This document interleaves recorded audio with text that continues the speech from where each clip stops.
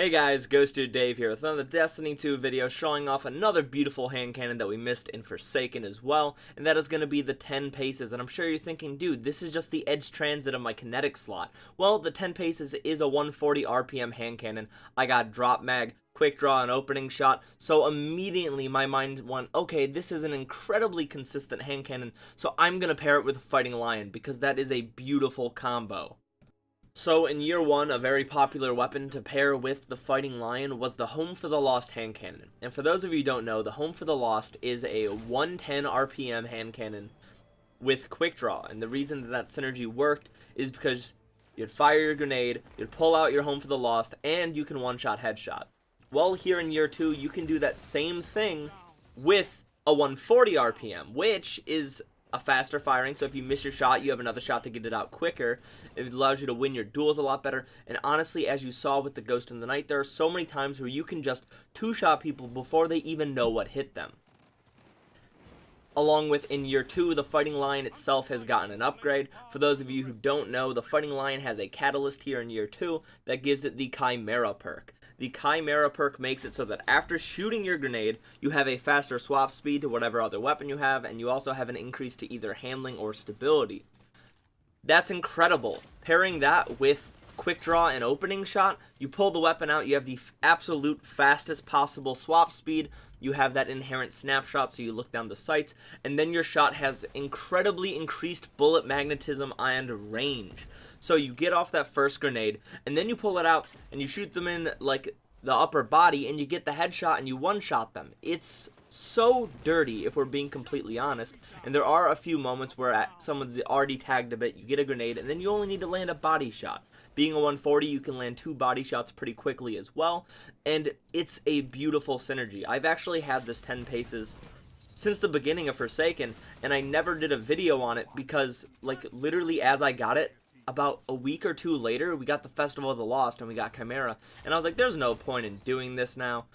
I was so wrong. There is so much point in doing this. Hunter is probably my least favorite class in Destiny 2, and this build, the Stompies and an Icarus Grip, I got hate mail for this. I got like 2 or 3 messages of people just telling me I was so annoying or they hated me, and that's fine, but I'm gonna be honest, this build was so much fun to do. Like, just the second I got the Ghost in the Night, I knew that this build was so much fun, it was so strong, and it was very potent, and I kind of wanted to bring it into comp, but I don't really have a reason to play comp right now, so I didn't.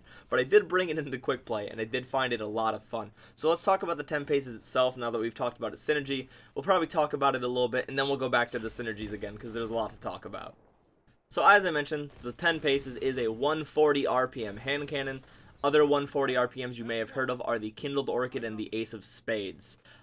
So you immediately understand why this weapon isn't very sought after in PvP, because the Ace of Spades is arguably the best hand cannon in the game, at least here on PC. I understand things are a little bit different on console. There are still arguments here to be had on PC about Lunas and NF being the best hand cannons, but the point of the matter is, it is one of the most used and one of the strongest weapons in the game. So if you're looking for a kinetic 140, you would use Ace of Spades over this. When it comes to the roles, it doesn't have anything like Outlaw, Rampage, or any offensive roles with like Outlaw, Rampage, Kill Clip, that sort of thing, that make it stand out or shine as much, or even not even really comparable to the Ace of Spades. And then in the energy slot, you have the Kindled Orchid, which can roll Rampage, Kill Clip, and 2-tap, and that is also another better role for a 140. When it comes to the Crucible and how the Crucible works, 140s can 3-shot headshot, right? They cannot do 2-head, 1-body. With Rampage and Kill Clip, that might change, but it's just not reliable. It's not something you really want to go for. You'd rather go with the 2-tap possibility and the huge range increases thanks to the damage perks on weapons like Ace or Kindled. So with this gun, it's lacking roll-wise. It doesn't have any of those damage increasing perks that are worth your time. So you might be thinking, okay, so why would you use it? Well, as I mentioned, it has incredibly consistent rolls. Quick draw giving you the increase to handling so you swap to it faster, it giving you the inherent snapshot sight so you look down the sights faster, opening shot giving you better accuracy and range on your first shot of an attack, and then that beautiful synergy that pairs with the Fighting Lion. Obviously, I have drop mag as well, so without Outlaw, I have no reason to ever worry about reloading because my reload's already incredibly quick as is. The hip fire on this thing, being an adaptive frame and just being a consistent weapon, is also really good. So I have to go ahead and say that it's probably one of the most consistent hand cannons in the entire game. It has great, decent stats. They're a little bit above average all across the board because it is an adaptive frame and that's what they're known for, not having other inherent invisible perks and whatnot. They just have really good stats. It might have worse stats than some others, but obviously, as I said, the perks that it rolls 100% make up for it. It can roll all the same sights as your other hand cannons, so it's not a super offensive get kills chain constant. It is just a consistent 3-tap, or if you're pairing it with something like the Fighting Lion, it is a consistent shot, swap, headshot, or even sometimes body shot for the kill. Just giving people, getting Ghost in the Nights with this thing, getting Weerans. It's just really strong. Fighting Lion allows you to zone with it, and it being a consistent hand cannon allows you to win your duels with it most of the time. So when it comes to god rolls for the 10 paces, I think this is it. I don't think there's any argument to be had for any other roll because it's just outclassed by other hand cannons with the same roll. This, however, is a unique roll for this gun, being drop mag, quick draw, opening shot, and that's all you can ask for, making this weapon incredibly consistent, an absolute 3-tap machine, pairing it with other weapons for the better synergy, just having a strong hand cannon, and with an Icarus grip too. I cannot stress that enough. Put an Icarus grip on this thing.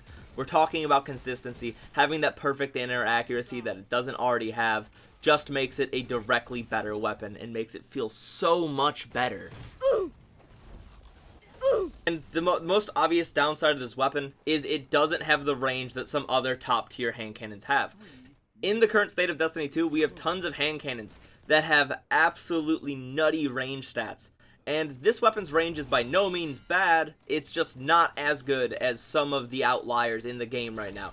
It has good range, it just doesn't have the best range. That is its biggest downfall. You'll definitely notice some hand cannons just beat you at certain ranges and whatnot, but that's something you can very easily play around on just about all of the maps we have in the game, because the maps in Destiny 2 are not as big as they could be, and because of that there's lots of corners, angles, or really anything that you can just play at a more effective range for you and not have to duel people at those longer ranges unless you got Equinox, and even then there's enough cover and there's enough way to make distance on that map that you can just work around it.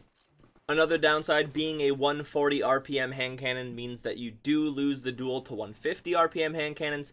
You both kill each other in the same amount of headshots, but the difference is that a 150 fires directly faster than you, so they're going to have a directly faster time to kill if they land your shots and you're landing your shots. So you have a disadvantage there, which is why I heavily recommend pairing it with something like the Fighting Lion.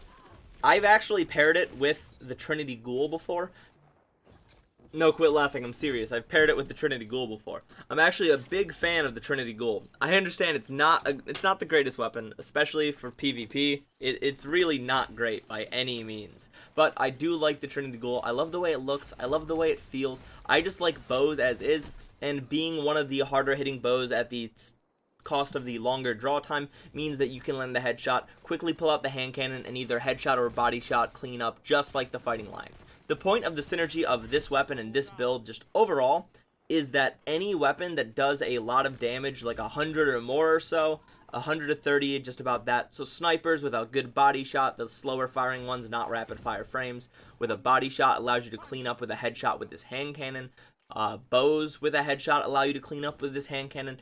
Anything like that. Hell, I'm sure you could even rock it with a fusion, and if you miss one of your bolts, quickly swap to the hand cannon, shoot them in the body just to make up for that bolt you missed, and it would do the job just as well. The point of this weapon is it cleans up your kills because it's consistent. It gives you headshots that you don't exactly deserve most of the time. It's lenient. It's got that quick draw so you can quickly realize that you didn't kill them, pull it out, get that quick kill, finish them up. It's a great cleanup. It's a strong weapon.